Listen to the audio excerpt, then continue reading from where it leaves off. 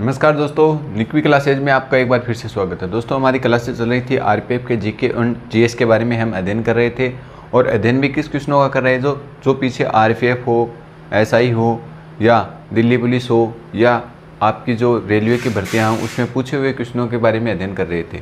ये question Delhi police और SSC में भी बहुत बार पूछा हुआ क्वेश्चन है। तो इसके साथ हम तीनों जो गोलमेज सम्मेलन जो हुए थे, गोलमेज सम्मेलन, उसके बारे में हम चर्चा करने वाले हैं कि प्रथम गोलमेज सम्मेलन कब हुआ था, द्वितीय गोलमेज सम्मेलन कब हुआ था और तृतीय गोलमेज सम्मेलन कब हुआ था और तीनों गोलमेज सम्मेलनों में किसने भाग लिया था उसके बारे में भी हम चर्चा करने वाले हैं।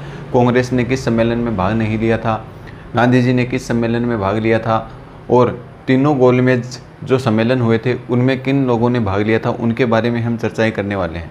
तो आज का हमारा क्वेश्चन क्या है इस कक्षा का क्वेश्चन है हमारा, द्वितीय गोलमेज का आयोजन कब हुआ था।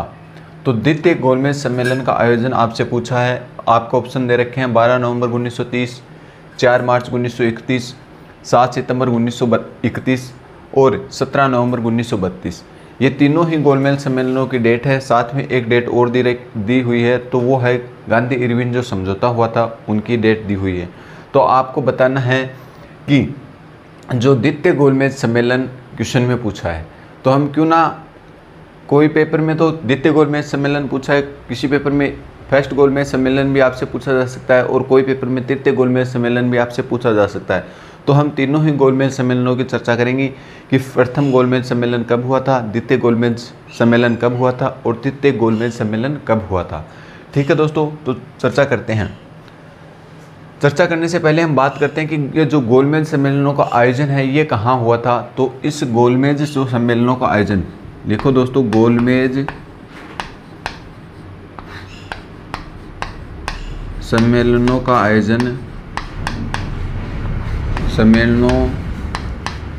आयोजन तीनों ही जो गोलमेज सम्मेलन हुए हैं उसका आयोजन कहाँ हुआ है आपसे पूछ लिया जाए तो लंदन में हुआ है। कहाँ हुआ? लंदन में। लंदन में तीनों गोलमेज सम्मेलनों का क्या हुआ था? आयोजन हुआ था। इसका आपको पूछ लिया जाए इस समय इसका अध्यक्ष कौन था, ये कई बार पूछा जाता है कि अध्यक्ष, इन तीनों गोलमेज सम्मेलनों की अध्यक्षता किसने की थी। अध्यक्ष आपसे पूछ लिया जाए तो कौन थे इसके अध्यक्ष? जो ब्रिटेन के प्रधानमंत्री हैं मैकडोनाल्ड ने क्या किया था, इसका अध्यक्षता करने का काम किया था। किसने किया था? मैकडोनाल्ड ने। ठीक है दोस्तों, लिखो दोस्तों,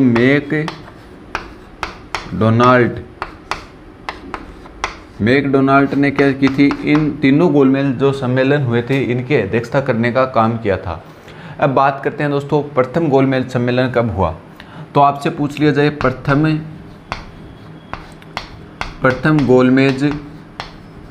गोलमेज सम्मेलन,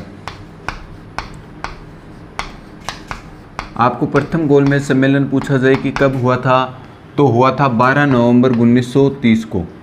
12 नवंबर 1930 को कौन सा सम्मेलन होता है? 12 नवंबर 1930 को होता है प्रथम गोलमेज सम्मेलन। ठीक है दोस्तों, इसके बाद में बात करते हैं जो हमारा द्वितीय गोलमेज सम्मेलन है ये कब होता है। ये होता है 7 सितंबर 1931 को। इससे पहले बता दूं 4 मार्च 1931 को क्या हुआ था? गांधी इरविन समझौता हुआ था। क्या हुआ था? गांधी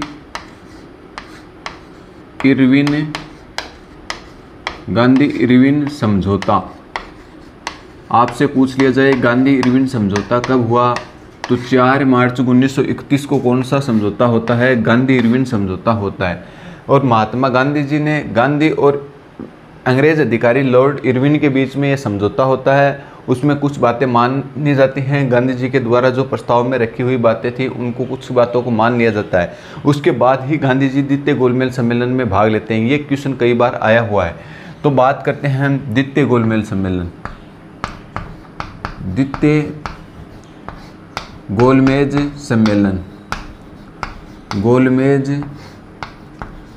सम्मेलन, ये द्वितीय गोलमेज सम्मेलन आपसे पूछ लिया जाए कब हुआ था, तो 7 सितंबर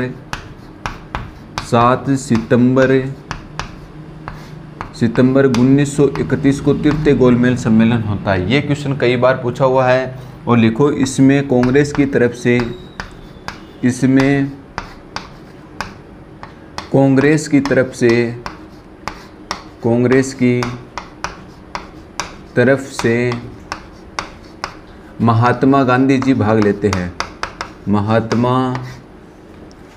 महात्मा गांधी जी भाग लेते हैं। गांधी जी भाग लेते हैं। ठीक है दोस्तों, तो आपसे पूछ लिया जाए द्वितीय गोलमेज सम्मेलन कब हुआ था, तो 7 सितंबर 1931 को हुआ था। और द्वितीय गोलमेज सम्मेलन में कौन भाग लेते हैं, महात्मा गांधी जी क्या लेते हैं, इसमें भाग लेते हैं कांग्रेस की तरफ से।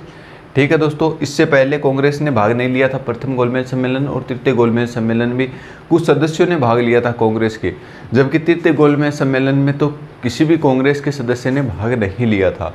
तो बात करते हैं तृतीय गोलमेज सम्मेलन कब होता है। तो इससे पहले देखो दोस्तों, द्वितीय जो गोलमेज सम्मेलन हुआ था उससे पहले हुआ था गांधी इरविन समझौता, उसके बाद में ही गांधी जी क्या लेते हैं, उस सम्मेलन में भाग लेते हैं। तो यह आपको डेट याद रखनी है कि 4 मार्च 1931 को क्या होता है, द्वितीय गोलमेज सम्मेलन होता है। ठीक है दोस्तों, द्वितीय गोलमेज सम्मेलन से पहले गांधी इरविन समझौता होता है। ठीक है, आगे बात करते हैं तृतीय गोलमेज सम्मेलन। कौन सा, तृतीय गोलमेज सम्मेलन। तृतीय गोलमेज सम्मेलन आपसे पूछ लिया जाए कि कब होता है, तो देखो दोस्तों कब होता है, 17 नवंबर 1932 को। 17 नवंबर 1932 को कौन सा समझौता होता है, तो 17 नवंबर 1932 को होता है द्वितीय गोलमेज सम्मेलन।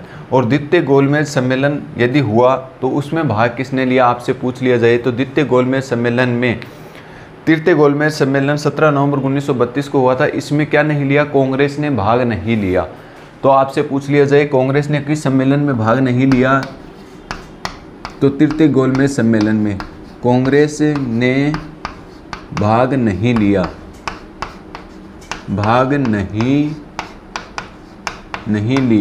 आपसे पूछ लिया जाए किस सम्मेलन में कांग्रेस ने भाग नहीं लिया, तो तृतीय गोलमेज जो सम्मेलन था उसमें कांग्रेस ने भाग नहीं लिया। ठीक है दोस्तों, इसके बाद में हम आगे और चर्चा करते हैं कि इस तीनों गोलमेज सम्मेलनों में किसने भाग लिया। तो तीनों जो भीमराव अंबेडकर, ये क्वेश्चन कई बार पूछा जाता है, भीमराव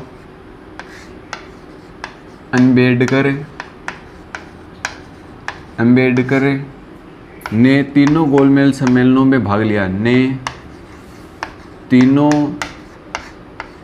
गोलमेज सम्मेलन में भाग लिया।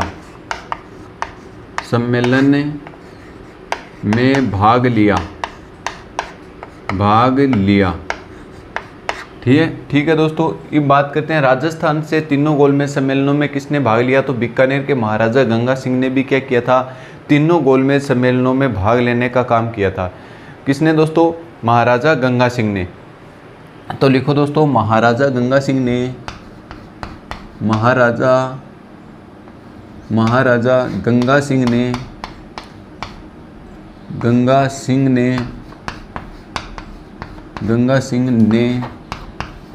भी तीनों गोलमेज सम्मेलनों में भाग लिया। गोलमेज सम्मेलनों में भाग लिया। गोलमेज सम्मेलनों में भाग लिया। ठीक है दोस्तों, आपसे पूछ लिया जाए कि किस व्यक्तियों ने तीनों गोलमेज सम्मेलनों में भाग लिया, तो किन्होंने लिया, भीमराव अंबेडकर ने और महाराजा गंगा सिंह ने। एक दोस्तों मैंने कल आपको लिखाया था, देखो दोस्तों ये दो कौन सा सम्मेलन, तृतीय गोलमेज सम्मेलन है, ये कब होता है, 17 नवंबर 1932 को होता है। इससे पहले क्या होता है, इससे पहले भीमराव अंबेडकर और गांधी जी के बीच में मैंने लिखाया था ना 25 सितंबर, क्या लिखाया था, 25 सितंबर 1932 को क्या होता है दोस्तों, पूना पैक्ट समझौता। किसके बीच में, यरवदा जेल में मैंने बताया था ना, कल की क्लास में बताया था, पूना पैक्ट समझौता होता है। और इसी के उद्देश्य से जो भीमराव अंबेडकर जी हैं तीनों गोलमेज सम्मेलनों में क्या लेते हैं, भाग लेते हैं। इसमें देखो दोस्तों 171 से सीट बढ़ाकर कितनी कर दी गई थी, आरक्षित कर दी गई थी। जो अनुसूचित जाति एवं जनजाति के लिए चुनाव में आरक्षित की गई थी 71 से बढ़ाकर 148 सीटों का स्थान आरक्षित कर दिया गया था। बताया था ना मैंने कल की कक्षा में। तो ये किससे पहले होता है, तृतीय गोलमेज सम्मेलन से पहले ये समझौता होता है येरवडा जेल में महात्मा गांधी और अंबेडकर के बीच में। तो ये दोनों समझौते आपसे कई बार पूछे जाते हैं, पूना पैक्ट समझौता और गांधी इरविन समझौता। और उसमें क्या क्या बातें हुई थी ये हम जो सविस्तार पूर्वक से हिस्ट्री का अध्ययन करेंगे तब हम चर्चा करने वाले हैं। तो दोस्तों एक बार इसका फिर से रिवीजन कर लेते हैं कि क्या थे गोलमेज सम्मेलन और कहाँ हुए इसका आयोजन और इसके अध्यक्षता किसने की थी। इन तीनों गोलमेज सम्मेलनों में किसने भाग लिया था, कांग्रेस ने किस गोलमेज सम्मेलन में भाग नहीं लिया था और कांग्रेस ने किस गोलमेज सम्मेलन में भाग लिया था, इसके बारे में हम चर्चा करते हैं। तो दोस्तों बात करते हैं, हमारा क्वेश्चन था द्वितीय गोलमेज सम्मेलन का आयोजन कब हुआ। तो हमने बता दिया कि द्वितीय जो गोलमेज सम्मेलन है उसका आयोजन 17 सितंबर 1931 को क्या होता है, द्वितीय गोलमेज सम्मेलन का आयोजन होता है। ठीक है दोस्तों, बात करते हैं प्रथम गोलमेज सम्मेलन। प्रथम गोलमेज सम्मेलन का आयोजन 12 नवंबर 1930 को प्रथम गोलमेज सम्मेलन का क्या होता है, आयोजन होता है। इसके बाद में आते हैं आगे बात कि जो द्वितीय गोलमेज सम्मेलन था उससे पहले गांधी और इरविन के बीच में एक समझौता होता है। उसमें गांधी जी के द्वारा कुछ मांगे रखी जाती हैं जो कि लॉर्ड इरविन के द्वारा कर ली जाती है, मान ली जाती है, जिसके कारण क्या करते हैं कांग्रेस द्वितीय गोलमेज सम्मेलन जो लंदन में आयोजित हो रहा था उसमें क्या लेती हैं, भाग लेती हैं। लंदन में जो गोलमेज सम्मेलन हो रहा था उसमें कौन भाग लेती है, कांग्रेस भाग लेती है। कांग्रेस की तरफ से किसे प्रतिनिधित्व अपना भेजा जाता है, तो गांधी जी को कांग्रेस की तरफ से अपना प्रतिनिधित्व भेजा जाता है। आपसे सीधा डायरेक्ट क्वेश्चन पूछ लिया जाए कि गोलमेज सम्मेलनों का आयोजन कहाँ हुआ, तो आयोजन आपसे पूछ लिया जाए लंदन में हुआ था। और तीनों जो गोलमेज सम्मेलन है उसकी अध्यक्षता किसने की थी, यह आपसे पूछा जाए तो उनकी अध्यक्षता करने का काम मैकडोनाल्ड ने किया था। ये नाम कई बार आपसे पूछा जाता है कि तीनों गोलमेज सम्मेलनों की अध्यक्षता किसने की थी, तो लॉर्ड मैकडोनाल्ड ने इसकी अध्यक्षता करने का काम किया था। ठीक है दोस्तों, आगे बात करते हैं द्वितीय गोलमेज सम्मेलन कब हुआ, 17 नवंबर 1932 को हुआ था। इसमें कांग्रेस के गांधी जी ने क्या लिया था, इसमें भाग लेने का काम किया था। ठीक है दोस्तों, इसके बाद क्या होता है, इसके बाद में होता है पूना पैक्ट समझौता जो तृतीय गोलमेज सम्मेलन से पहले होता है। पूना पैक्ट समझौता 25 सितंबर 1932 को, और पूना पैक्ट समझौते में किस किसने भाग लिया था, तो गांधी जी और अंबेडकर जी के बीच में हुआ था, येरवडा जेल में हुआ था। इसमें क्या हुआ था, इसमें यह हुआ था कि इसमें पृथक निर्वाचन की प्रक्रिया को हटा के और अनुसूचित जाति एवं जनजाति की जो 71 सीटों को बढ़ाकर कितनी सीटें कर दी गई थी, 148 सीटें के लिए स्थान आरक्षित कर दिया गया था। ठीक है दोस्तों, ये था आपका पूना पैक्ट समझौता। इसके बाद में हम बात करते हैं तृतीय गोलमेज सम्मेलन। तृतीय गोलमेज सम्मेलन होता है पूना पैक्ट समझौते के तुरंत बाद। कब होता है, 17 नवंबर 1932 को तृतीय गोलमेज जो सम्मेलन है वो होता है।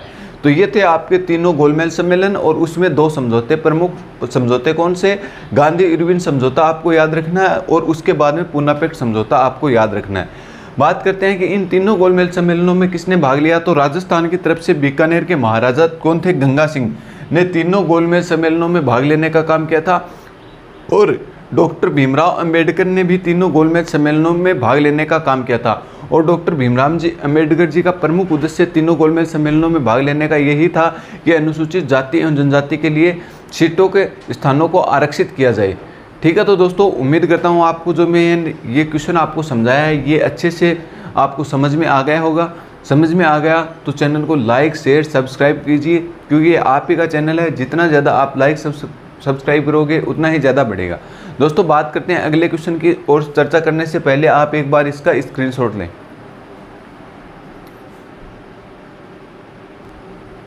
दोस्तों आगे बात करते हैं, अगला क्वेश्चन हमारा क्या है। अगला क्वेश्चन हमारा है अलकनंदा व मंदाकिनी के मिलने से किस प्रयाग का निर्माण होता है। दोस्तों गंगा नदी पर 5 प्रमुख प्रयागों का क्या होता है, निर्माण होता है। उस 5 प्रयागों से आपसे कई बार क्वेश्चन पूछा जाता है। वो किस प्रकार से पूछा जाता है हम उसके बारे में चर्चा करने वाले हैं। हमारा क्वेश्चन है अलकनंदा व मंदाकिनी जो दो नदियों के मिलने से कौन से प्रयाग का निर्माण होता है उसके बारे में हम चर्चा करने वाले हैं।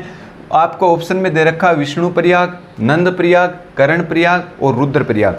आप ये नाम लिख लो। हम पांचों जो गंगा नदी पर 5 प्रमुख प्रयाग हैं उसके बारे में चर्चा करने वाले हैं। देखो दोस्तों, विष्णु प्रयाग, विष्णु प्रयाग, विष्णु प्रयाग का निर्माण किन 2 नदियों के संगम से होता है? तो अलकनंदा व धौली गंगा के मिलने से किस प्रयाग का निर्माण होता है? तो विष्णु प्रयाग का। एक तरफ तो अलकनंदा, आपको सभी 500 प्रयागों में अलकनंदा मुख्य जो नदी है वो मिलेगी, और दूसरी तरफ अन्य जो नदियां आकर मिलती हैं उसके मिलने से क्या होता है? प्रयाग का निर्माण होता है। तो Alaknanda, Alaknanda, Alaknanda plus Dhauli Ganga, plus Dhauli Ganga, Alaknanda plus Dhauli Ganga के मिलने से कौन से प्रयाग का निर्माण होता है? दोस्तों, विष्णु प्रयाग का निर्माण होता है। दूसरा प्रयाग के बारे में बात करते हैं। देखो दोस्तों, दूसरा प्रयाग हमें कौन सा दे रखा? नंद प्रयाग। आपको ये 500 प्रयाग याद रहेंगे तभी आप ये क्वेश्चन सही कर पाओगे। नंद प्रयाग, नंद प्रयाग किन 2 नदियों के मिलने से नंद प्रयाग का निर्माण होता है? तो एक तरफ तो अलकनंदा है ही नदी, दूसरी कौन सी? नंदाकनी नदी। अलकनंदा, अलकनंदा प्लस दोस्तों कौन सी नदी? नंदाकनी नदी, नंदाकिनी, नंदाकिनी नदी। अलकनंदा दोस्तों नंदाकिनी नदी के मिलने से, देखो दोस्तों, नंद प्रयाग नाम से ही पता चल रहा है अलकनंदा तो सभी नदियों में आएगी। दूसरी कौन सी नदी है? नंदाकनी नदी। नंदाकनी नदी के मिलने से कौन से प्रयाग का निर्माण होता है? नंद प्रयाग का निर्माण होता है। तीसरा प्रयाग के बारे में हम बात करते हैं। तीसरा प्रयाग हमारा कौन सा है? कर्ण प्रयाग। कौन सा? कर्ण प्रयाग। कर्ण प्रयाग किन 2 नदियों के मिलने से इसका निर्माण होता है? तो एक तरफ तो दोस्तों अलकनंदा है ही नदी, मुख्य नदी कौन सी है? अलकनंदा, अलकनंदा, अलकनंदा प्लस दूसरी नदी कौन सी जिससे इसका निर्माण होता है? कर्ण प्रयाग का। तो दूसरी नदी है पिंडार गंगा नदी, पिंडार गंगा नदी, पिंडार गंगा नदी।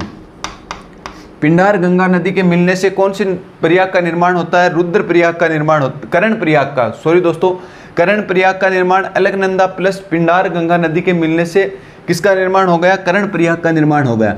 बात करते हैं चौथा प्रयाग कौन सा? चौथा प्रयाग है रुद्र प्रयाग। कौन सा? रुद्र, रुद्र प्रयाग। रुद्र प्रयाग का निर्माण किन 2 नदियों के मिलने से होता है? तो दोस्तों अलकनंदा व मंदाकिनी के मिलने से रुद्र जो प्रयाग है उसका क्या होता है? निर्माण होता है। तो हमारे क्वेश्चन का आंसर तो क्या सही है? अलकनंदा व मंदाकिनी के मिलने से कौन से प्रयाग का निर्माण होता है? रुद्र प्रयाग का निर्माण होता है। तो लिखो दोस्तों, अलकनंदा, अलकनंदा, अलकनंदा प्लस मंदाकिनी नदी, प्लस मंदाकिनी नदी, मंदाकिनी नदी। ठीक है दोस्तों, इसके बाद में आगे बात करते हैं। 5वां जो प्रयाग, मुख्य प्रयाग है वो कौन सा प्रयाग है? 5वां प्रयाग आपसे पूछ लिया जाए तो देव प्रयाग। ये बहुत मोस्ट प्रयाग है।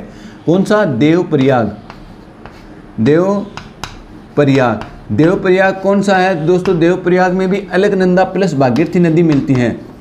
अलकनंदा, अलकनंदा प्लस भागीरथी नदी, भागीरथी नदी। तो इससे किस प्रयाग का निर्माण हो गया? 5वां प्रयाग था देव प्रयाग, जो सबसे पवित्र प्रयाग माना जाता है। इसके बाद में ही गंगा नदी का नाम क्या पड़ता है? गंगा नदी पड़ता है। इससे पहले इसकी मुख्य धारा अलकनंदा के नाम से जानी जाती थी। जो देव प्रयाग है, देव प्रयाग के बाद में ही गंगा नदी का नाम गंगा पड़ता है। उससे पहले इसे मुख्य धारा को किस नाम से जाना जाता था? अलकनंदा के नाम से जाना जाता था। ये गंगा नदी नाम पड़ने से पहले ये 5 प्रयागों का निर्माण करती है। कौन सी नदी? गंगा नदी। और गंगा नदी के ये 5 प्रयाग आपको बहुत बार पेपर में पूछे जाते हैं। तो इसीलिए मैं आपको एक साथ ही ये 500 प्रयाग करवा दिए हैं कि आपको आसानी से क्या हो सके, ये याद हो सकें। एक तरफ तो देखो दोस्तों मुख्य धारा आ ही रही है अलकनंदा, और दूसरी तरफ आपको जो नदियों के नाम हैं वो याद रखने हैं। धौली गंगा, नंदाकनी, पिंडार गंगा नदी, मंदाकिनी नदी और भागीरथी नदी। देव प्रयाग बहुत बार क्वेश्चन पूछा जाता है। ये तो मोस्ट है आपके लिए, सबसे ज़्यादा मोस्ट है देव प्रयाग। इसके बाद में आपसे क्वेश्चन पूछा जाए तो रुद्र प्रयाग, ये सबसे मोस्ट है। इस दोनों से तो बहुत बार क्वेश्चन आए हुए क्वेश्चन है। तो आप पीछे पेपर उठा के देख भी सकते हो, आपको पता चल जाएगा। दोस्तों हमारा क्वेश्चन था अलकनंदा व मंदाकिनी के मिलने से किस प्रयाग का निर्माण होता है। आपको ऑप्शन में दे रखे थे विष्णु प्रयाग, नंद प्रयाग, कर्ण प्रयाग और रुद्र प्रयाग। तो आपका आंसर सही था, रुद्र प्रयाग से का निर्माण कौन सी दो नदियों के मिलने से होता है, अलकनंदा व मंदाकिनी के मिलने से। ठीक है दोस्तों, बात करते हैं विष्णु प्रयाग। विष्णु प्रयाग अलकनंदा प्लस धौलीगंगा नदी के मिलने से किसका निर्माण होता है, विष्णु प्रयाग का निर्माण होता है। ठीक है दोस्तों, इसके बाद में आगे बात करते हैं नंद प्रयाग। नंद प्रयाग का निर्माण अलकनंदा व मंदाकिनी नदी के मिलने से नंद प्रयाग का निर्माण होता है। ठीक है दोस्तों, इसके बाद में आगे बात करते हैं कर्ण प्रयाग। कर्ण प्रयाग का निर्माण अलकनंदा व पिंडार गंगा नदी के मिलने से कौन से प्रयाग का निर्माण होता है, तो कर्ण प्रयाग का निर्माण होता है। ठीक है दोस्तों, इसके बाद में आपसे पूछ लिया जाए कि गंगा नदी पे चौथा प्रयाग कौन सा, रुद्र प्रयाग। रुद्र प्रयाग के मिलने से कौन से प्रयाग का निर्माण होता है, अलकनंदा व मंदाकिनी के मिलने से रुद्र प्रयाग का क्या होता है, निर्माण होता है। और सबसे मोस्ट लास्ट में जो बनने वाला प्रयाग है वो कौन सा है, देव प्रयाग। देव प्रयाग में कौन से का निर्माण होता है, अलकनंदा व भागीरथी नदी के मिलने से देव प्रयाग का निर्माण होता है। ये सबसे गंगा नदी का सबसे पवित्र प्रयाग माना जाता है। गंगा नदी का सबसे पवित्र प्रयाग आपसे पूछे तो देव प्रयाग गंगा नदी का सबसे पवित्र प्रयाग है। और ये अलकनंदा व भागीरथी नदी के मिलने से इसका निर्माण होता है। इसके बाद ही गंगा नदी का नाम क्या पड़ता है, गंगा पड़ता है। इससे पहले गंगा नदी को किस नाम से जाना जाता था, अलकनंदा के नाम से जाना जाता था। ठीक है दोस्तों, तो ये आपको याद रखना है। गंगा नदी की आपको लंबाई पूछ ली जाए कितनी है, तो भारत में 2525 किलोमीटर। पूर्णतः भारत में बहने वाली भारत की सबसे लंबी नदी आपसे पूछे तो कौन सी है, गंगा नदी है। 2525 किलोमीटर गंगा नदी की लंबाई है। और गंगा नदी का गंगा नाम कब पड़ता है, इस देव प्रयाग के बाद में गंगा नदी का नाम क्या पड़ता है, गंगा नदी पड़ता है। ठीक है दोस्तों, तो ये आपको बहुत ज़्यादा आपके लिए मोस्ट होने वाले हैं। 500 प्रयाग आपको याद रखने हैं, क्रम से याद रखने हैं। पहले कौन सा प्रयाग, विष्णु प्रयाग, उसके बाद में नंद प्रयाग, उसके बाद में कर्ण प्रयाग, उसके बाद में रुद्र प्रयाग और उसके बाद में देव प्रयाग। ये जो प्रयाग हैं ये आपको क्रम से याद रहने चाहिए। कभी इसका क्रम भी, क्योंकि इसका कई बार क्रम पूछ लिया जाता है। बड़ी भर्ती जैसे आपको आरपीएफ कांस्टेबल की तैयारी कर रहे हो उसके लिए तो कोई दिक्कत नहीं है, परंतु एसआई की तैयारी कर रहे हो तो उसमें ये क्रम से भी पूछ लिए जाते हैं कई बार कि पहला प्रयाग कौन सा है, विष्णु प्रयाग है, फिर उसके बाद में नंद प्रयाग, उसके बाद में कर्ण प्रयाग, उसके बाद में रुद्र प्रयाग और रुद्र प्रयाग के बाद में लास्ट में कौन सा प्रयाग आता है, देव प्रयाग आता है। उसके बाद ही गंगा नदी का नाम गंगा पड़ता है। उससे पहले गंगा नदी को अलकनंदा के नाम से जाना जाता था।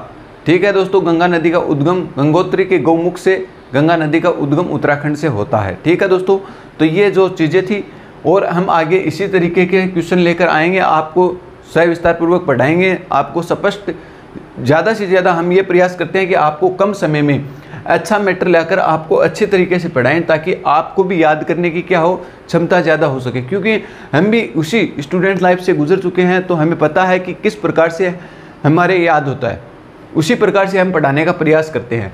तो दोस्तों, यदि आप चैनल पर नए हो तो ज़्यादा से ज़्यादा मित्रों को शेयर कीजिए और आप भी इस चैनल को सब्सक्राइब कर लें, क्योंकि आप ही का चैनल है। आप जितना ज़्यादा शेयर करोगे, जितना ज़्यादा बढ़ाओगे, उतना ही ज़्यादा हम भी दोगुनी एनर्जी के साथ आपके सामने कक्षाएं लेकर आते रहेंगे। दोस्तों, यदि चैनल पर नए हो तो प्ले लिस्ट उपलब्ध है सभी कक्षाओं की, आप जाकर देख सकते हो। कुछ जैसे मैंने कई टॉपिक आपको सविस्तार पूर्वक भी पढ़ाए हुए हैं तो वो भी आप जाकर देख सकते हो। और प्रश्न उत्तरी की जो सीरीज़ है वो तो हमारी चल ही रही है कि पीछे किस प्रकार के क्वेश्चन आए थे, आगामी आने वाली भर्तियों में किस प्रकार के क्वेश्चन आने की संभावना है, तो इस प्रकार के क्वेश्चन आपसे पूछे जा सकते हैं। तो दोस्तों, उम्मीद करता हूँ जो मैं पढ़ा रहा हूँ वो आपको अच्छे से समझ में आ रहा होगा। समझ में आ रहा है तो चैनल को लाइक, शेयर, सब्सक्राइब करें और आप कमेंट जरूर क्या करें, क्योंकि आपको मैं कई बार होमवर्क के लिए क्वेश्चन देता हूँ तो आप कमेंट करके बताओगे तब हमारा भी मोटिवेशन दोगुना होगा और आपका भी हमें ये पता चलेगा कि आप कितनी ज़्यादा तैयारी कर रहे हो, कि कौन सा टॉपिक आपके समझ में नहीं आ रहा है, तो वो भी आप हमें कमेंट करके बताएं ताकि हम उसे जल्द से जल्द पढ़ाने का प्रयास करें। तो दोस्तों, आज की कक्षा में हम इतनी ही चर्चा कर पाएंगे। बचे हुए क्वेश्चनों के बारे में और आगे हमारी इसी रूप से सुचारू रूप से जो कक्षाएं आती हैं इसी प्रकार से आपकी चर्चाएं जारी रहेंगी। ठीक है दोस्तों, सुबह मैथ की क्लास आती है आपके लिए और शाम को जीके की क्लासें आती है। आपको जीके का पता ही है, आरपीएफ में 50 क्वेश्चन आएंगे, दिल्ली पुलिस में 50 क्वेश्चन आते हैं, रेलवे में 25 क्वेश्चन आते हैं, तो सभी को पता है कितना कितना क्या क्वेश्चन आते हैं। तो ये हमें बार बार बताने की आवश्यकता नहीं है। जीके का वेटेज ज़्यादा है तो आप जीके आरपीएफ वाले जीके पर सबसे ज़्यादा ध्यान करें, क्योंकि जीके का वेटेज बहुत ज़्यादा है। तो हर टॉपिक से क्वेश्चन पूछे जाएंगे, हर टॉपिक को आपको महत्व देना होगा, किसी भी टॉपिक को आप छोड़ नहीं सकते हो। ठीक है, तो दोस्तों मिलते हैं नेक्स्ट कक्षा में। धन्यवाद दोस्तों।